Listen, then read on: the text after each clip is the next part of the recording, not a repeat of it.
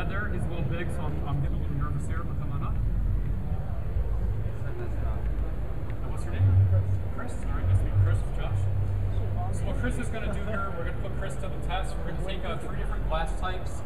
The first type we have is a non-strengthened soda lime glass.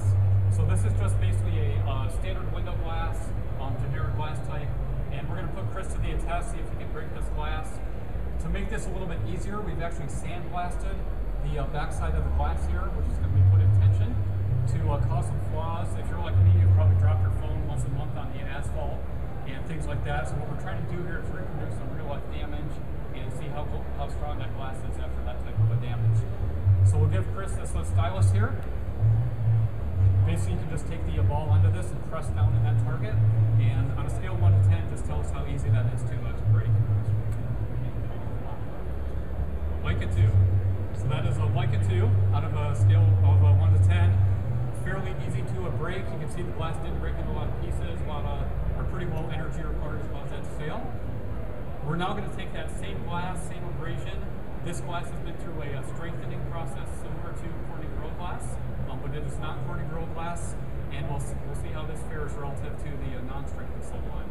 So give that a try, Chris.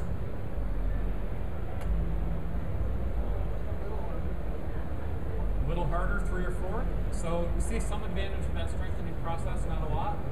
Chris is still pretty easily able to break that glass. And now we'll go with Corning Gorilla glass. This is not Gorilla Glass 2. This is our existing version of Gorilla glass. We're on over 600 actual devices out in the field, 600 million units actually in the field, and 33 major brands. Very widely accepted and the leading product in the market today for protective cover glass.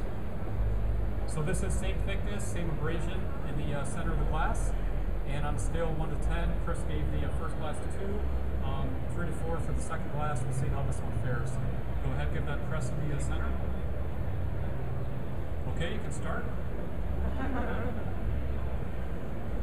You're pulling. You're supposed to push on that. It's not going to break. So that's the great thing about Corning Gorilla glass.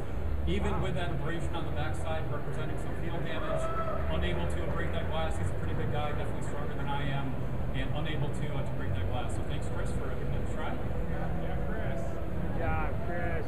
All right, so Gorilla Glass 2. So what we've done this year, as I mentioned, is we've actually listened to consumers and to our customers. They want to go thinner, they want to have sleeker devices and smaller form factors, and they want to be able to do that without compromising the mechanical performance of the glass. So what we've done is we've replaced Chris with a mechanical press, so we can really show you quantitatively how this glass performs, and we'll basically do a very similar demo. So Kevin is going to help us out here. We have a press which is going to show the force in pounds required to break this glass. This again is the non-strengthened soda lime glass with that same abrasion in the center.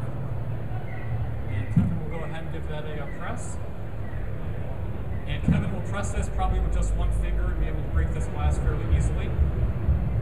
So you can see this going up to about 52 pounds of force before the glass breaks.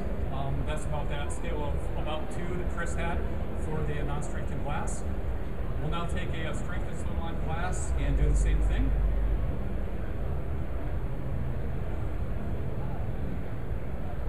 So again, Kevin's got his one finger on the press here.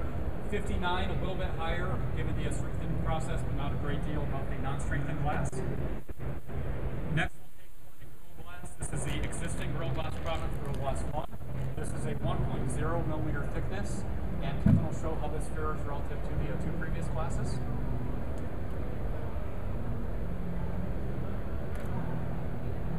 So we're getting up to 30, 40, 50, 60, 70, 80 pounds of force.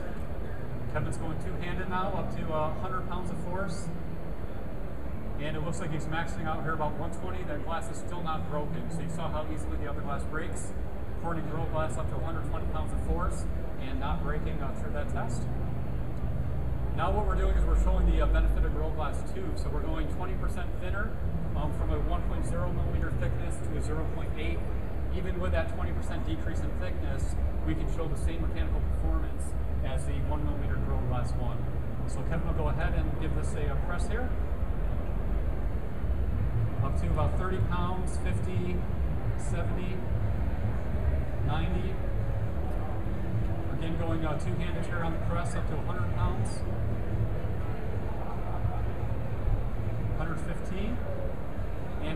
got up to about 120 pounds of force without failure. So that's really what Gorilla Glass and Gorilla Glass 2 give you. If you check out the rest of the booth, you'll see a lot of new applications. We're looking not only at things like mobile phones, slate devices, and other devices such as that, but also architectural, automotive, and appliance applications. So you can see some of those demos on the other side of the booth. We also have a 82-inch, I understand it's the largest projected Ashton touchscreen in the world, and that's pretty cool. You can do multi-touch on it, and go over to the other side of the booth and check that out. So thanks for stopping by the demo. Thanks for stopping by the booth. Anyone in the white shirts can help answer questions that you have.